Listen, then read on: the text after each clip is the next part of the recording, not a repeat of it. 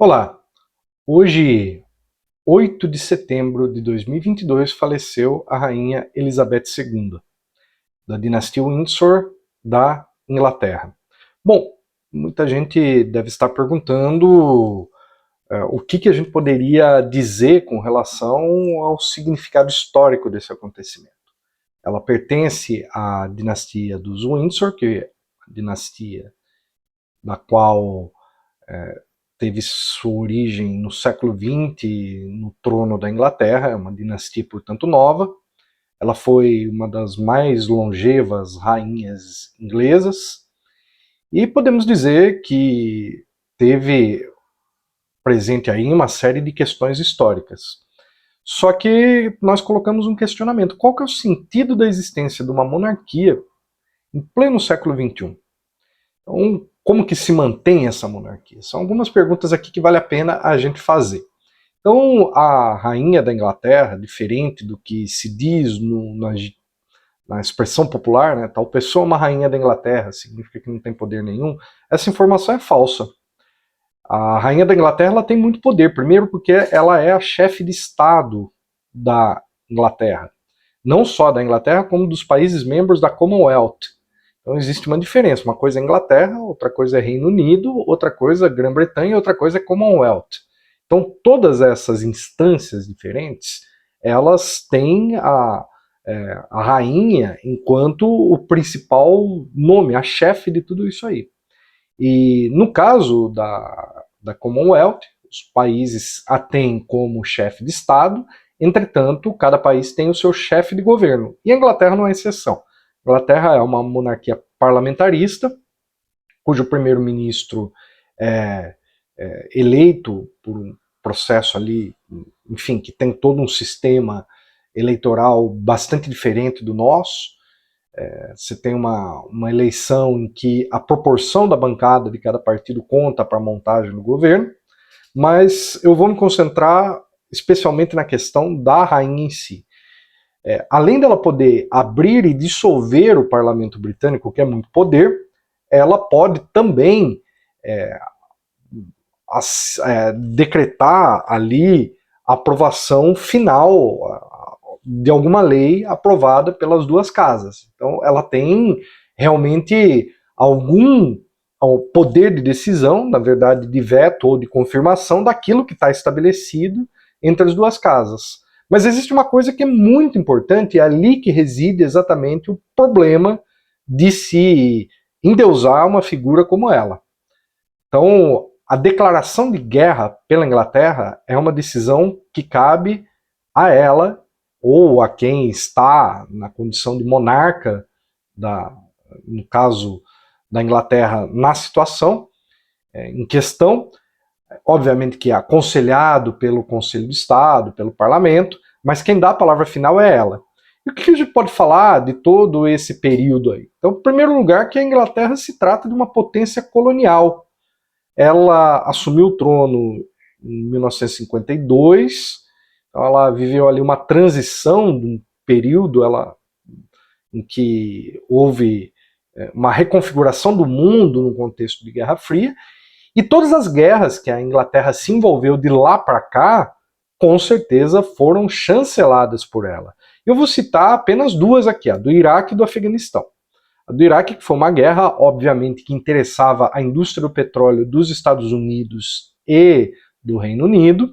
Era interessante a gente lembrar naquela época que tanto ela aparecia aparentemente distante dessas discussões e o Tony Blair era quem puxou isso à frente, mas ela deu a palavra final. Portanto, ela concordou com a Inglaterra entrar nessa guerra, porque na época se demonizou muito o Blair e o Bush, mas, de certo modo, ela estava de acordo com tudo isso. E também a Guerra do Afeganistão, que durou aí 20 anos, com presença das tropas britânicas, das tropas da OTAN. E aí nós temos uma questão importante com relação à Guerra do Afeganistão, porque por se tratar de uma família real, a origem das famílias reais são as monarquias feudais. Então, portanto, as casas aristocráticas, elas têm por tradição o envolvimento com as questões militares. Tanto que os filhos Harry e William foram atuar militarmente na guerra do Afeganistão, como soldados, ou como pilotos, ou em outras funções ali que foi lhes determinado naquele momento, mas foi importante para a formação deles enquanto militares participarem desses conflitos, porque isso diz muito à tradição feudal da qual a monarquia é herdeira. Então, nós podemos dizer que a Inglaterra teve posições bastante complicadas no processo aí de descolonização da África e da Ásia, que foi um processo que começou ali, vamos dizer, no final da Segunda Guerra Mundial, mas que ganhou corpo nos anos 50 e se consolidou nos anos 60 e 70. Então, por exemplo, a África do Sul, em 1961, ela decidiu não participar mais da Commonwealth. Entretanto, a intervenção inglesa naquela política interna se manteve até a década de 90. Basta ver o apoio que a Inglaterra deu ao regime do apartheid, que só foi finalmente eliminado da África do Sul com a eleição de Mandela em 1994, que fez ali uma grande diferença para acabar com o regime de segregação racial que havia na África do Sul. Mas não é só isso também não. Nós tivemos, por exemplo, a Guerra das Malvinas. As Malvinas, que é um território que pertence à Argentina, mas que é ocupado militarmente pela Inglaterra, que mantém bases militares ali, e não só isso, colocou bastante colonos de origem inglesa lá, que toda vez que fazem um plebiscito, obviamente que eles votam a favor de continuar como parte da Inglaterra. Mas qual que é o sentido de um país como a Inglaterra fazer parte de um território que fica na América do Sul? É um anacronismo tão grande quanto a existência de uma Guiana Francesa, ou de um próprio Suriname, que no caso, a Guiana Inglesa, no caso, que pertence também à Commonwealth. Então, são anacronismos que precisam um dia ser revistos a questão da geopolítica da América do Sul. Qual o sentido dos Estados Unidos ter uma quarta frota ativa no Atlântico Sul? Qual o sentido da França ter uma base militar na linha do Equador, ali na Guiana Francesa? Qual o sentido da Inglaterra ter uma base militar no Cone Sul, no caso ali nas Ilhas Malvinas? E também não só as Ilhas Malvinas, tem outras ilhas ali, Sanduíche do Sul, as ilhas, se não me engano, Rei George, enfim, tem todo um complexo ali de arquipélagos que não justifica, exceto para um país que quer ter uma dominação dos mares, como a Inglaterra historicamente teve. Então, portanto, no aspecto militar, realmente a rainha tem algum poder. Ela não é uma figura meramente decorativa.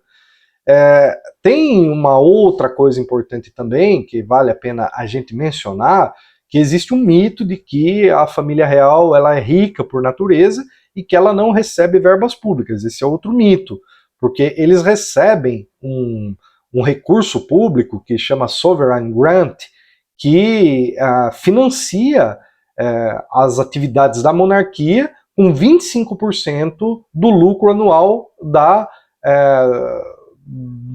das propriedades da coroa.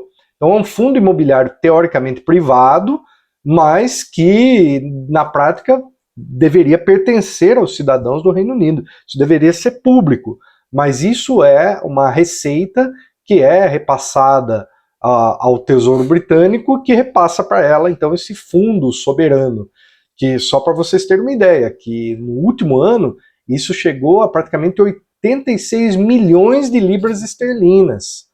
É um valor bastante elevado. E aí isso tudo, se a gente for converter em real, aí dá, não sei hoje quanto está a libra, mas se ela estiver na casa dos 7, dos 6 reais por uma libra, isso daria aí talvez aí quase 500 milhões de reais, fazendo aqui uma aproximação. Então isso é um valor de $500 milhão, que é por ano repassado a essa família, que ela, na prática, o que ela gera para o povo inglês? Apenas fofocas para serem colocadas nos tabloides, que ficam especulando sobre a vida particular dos membros da família real, e isso vende como água. Era como aquelas notícias populares que tinha no Brasil, que fazia fofoca dos políticos, que trazia notícias ali de tragédias, que trazia notícias ali enviesadas e distorcidas, é mais ou menos o que faz esses tabloides, e as páginas que mais chamam a atenção nesses tabloides são exatamente essas que são dedicadas à questão das pessoas da monarquia. Então, claro que eles fazem ali uma série de atividades lá de doações, filantropias, mas isso é muito mais uma espécie de jogo de aparência, porque eles vivem numa opulência tão grande, num luxo tão grande, que eles precisam de vez em quando mostrar que tem alguma preocupação com os pobres. E isso sempre existiu de uma forma bastante vertical, porque não é uma coisa feita pelo poder público, é uma coisa assim, de uma pessoa rica que vai lá e fala, eu vou dar um trocadinho, vou dar um presentinho aí para algumas pessoas, e isso já é o suficiente para poder convencer e manter essa imagem da família real como se fosse uma família bondosa, preocupada com o povo. Então, a gente precisa destacar que nesse contexto aqui que a gente vive, a família real britânica, ela com certeza está envolvida nas discussões relativas à guerra na Ucrânia. Afinal, se trata do papel que a Inglaterra vem tendo de fornecer armas para a Ucrânia e de combater o que eles consideram talvez como um expansionismo russo. Vamos lembrar que a Inglaterra combate a Rússia na região da Ucrânia desde a Guerra da Crimeia, na primeira metade ainda do século XIX. Portanto, são aí séculos de rivalidades. Inclusive, a grande teoria geopolítica que surgiu colocava como centro a disputa do Heartland, da Eurásia. E a Inglaterra enfrentou a Rússia na Eurásia em uma série de ocasiões. Inclusive, nós temos uma guerra em que a Inglaterra se meteu com o Afeganistão, que foi derrotada, e que marcou ali, segundo muitos interpretam, o começo do fim do Império. Então, o grande jogo, né, The Great Game, que se dá é a disputa da Eurásia, e a Inglaterra nunca quis ficar atrás disso, e por isso que até hoje ela considera a Rússia como um rival estratégico de longo prazo. Então, tem outra coisa que é importante, é a gente dizer que o Império Britânico, ele durou formalmente de 1583 a 1997. Portanto, teoricamente, o Império Britânico deixou de existir no reinado da Rainha Elizabeth. Só que ele continuou fazendo suas atrocidades no próprio reinado dela. Então não dá pra gente simplesmente passar o pano porque ela é uma figura carismática, isso, aquilo, mas a gente precisa destacar que o Império Britânico ele foi entrando num processo de autofragmentação a partir do momento em que eclodiram uma série de revoltas anticoloniais. E essas revoltas anticoloniais, a Inglaterra não teve, não só a Inglaterra, mas todos os países europeus que estabeleciam colônias na África e na Ásia, foram obrigados a cada vez mais retrocederem. E ali isso também ajudou na rivalidade com a União Soviética, com a Rússia, porque naquela época a União Soviética ela patrocinou muitos desses movimentos. Inclusive, ela financiou ali todos aqueles que combatiam o apartheid com armas. E, claro, Mandela ficou preso muito tempo ali, mas todo aquele movimento que era liderado pelo Mandela recebeu muito apoio dos soviéticos. E isso fez com que a União Soviética realmente despertasse desejos da Inglaterra de agir nesse sentido. Tanto que a Margaret Thatcher, quando ela foi a primeira-ministra, ela foi uma inimiga declarada dos soviéticos. E podemos dizer que assim, os argentinos têm todos os motivos do mundo para detestarem a Inglaterra, especialmente depois do que foi a Guerra das Malvinas. Então, nós tivemos um fato curioso, né, que foi aquele quando Maradona conseguiu derrotar a Inglaterra na Copa do Mundo. Para os argentinos isso foi, sem dúvida, um grande feito ali do ponto de vista simbólico. Tá bom, perderam militarmente, mas foi lá o Maradona e resolveu, com a mano de Deus, com a mão de Deus, né, ganhar da Inglaterra na Copa do Mundo. Então isso foi muito interessante. Agora, é preciso também a gente destacar que o regime monárquico ele vai sendo cada vez mais encurralado no mundo, porque, veja uma coisa, A Espanha tem um rei que é extremamente impopular, que precisou passar o legado para o seu filho.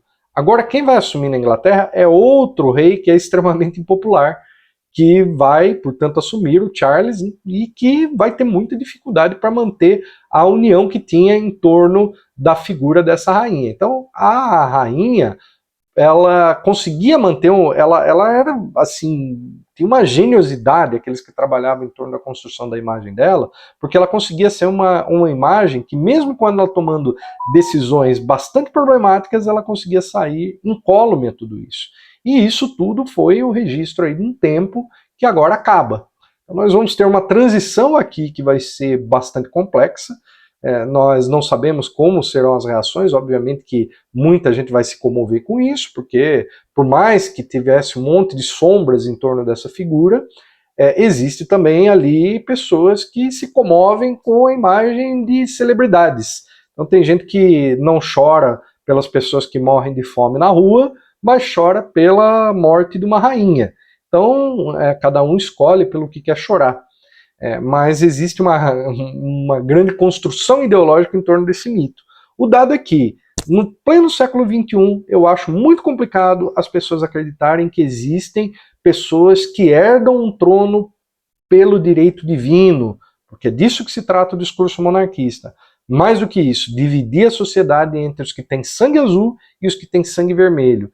Isso é uma característica do mundo que não existe mais, do mundo feudal que foi derrubado pela Revolução Francesa e por todas as independências na América.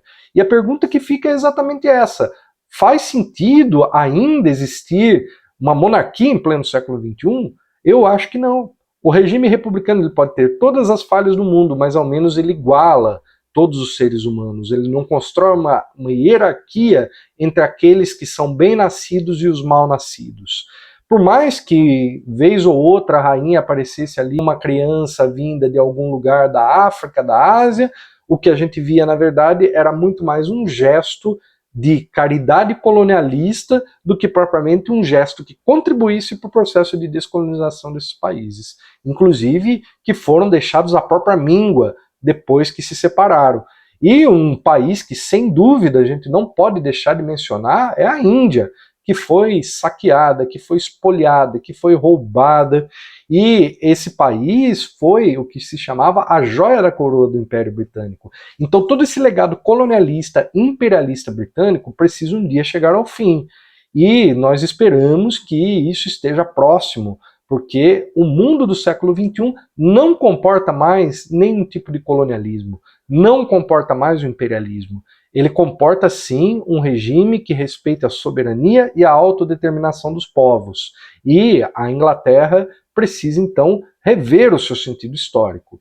Se eles quiserem continuar com o regime monárquico, tudo bem, mas é inaceitável que eles continuem sendo potência imperialista que intervém na realidade dos países, que financia a mudança de regime e que se comporta como um cachorrinho dos Estados Unidos quando os Estados Unidos querem agir de forma imperialista.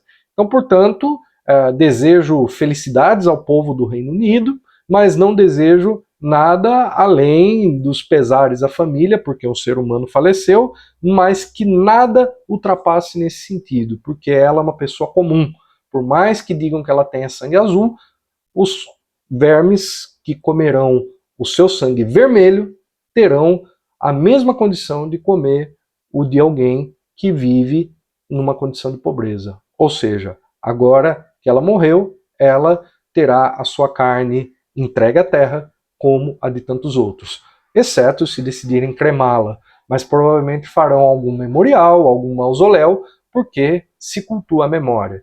E aí está o aspecto importante. Ao menos eles são um povo que sabem cultuar a memória dos seus ancestrais. Será que o Brasil não tem algo a aprender com isso? Será que devemos também passar a deixar os nossos personagens históricos apenas como negativados? Então, vamos também discutir se vale a pena o Brasil se colocar numa condição de um país que não valoriza o legado dos seus ancestrais, como aconteceu recentemente nesse debate sobre o 7 de setembro e sobre o legado da família real portuguesa. Eu digo que o Brasil, felizmente, conquistou uma república, Entretanto, nós precisamos valorizar o legado que teve em seu momento histórico. Todo o processo de independência, a manutenção do território e a consolidação de um país unitário. E isso é algo que a gente realmente deve reconhecer quanto legado da família real portuguesa, que depois se tornou família real brasileira. Só que o lugar deles agora é com as pessoas comuns, que se eles quiserem comprar carro, que comprem, mas que também, se for necessário, que peguem ônibus junto com o restante da população, porque eles não têm nada diferente das outras pessoas. Eles são pessoas como nós e merecem viver numa res pública. Res pública do latim, coisa pública. A república veio para ficar e espero que assim fique por todo período que vai suceder a nossa história. Então é isso, pessoal. Comente aqui o que vocês acham sobre a rainha, o que vai acontecer com a Inglaterra, isso vai ter alguma influência aqui no Brasil? Dê a sua opinião. E nós estamos um pouco sumidos. Quando tivermos mais tempo, a gente volta a comentar um outro assunto. Valeu e até a próxima.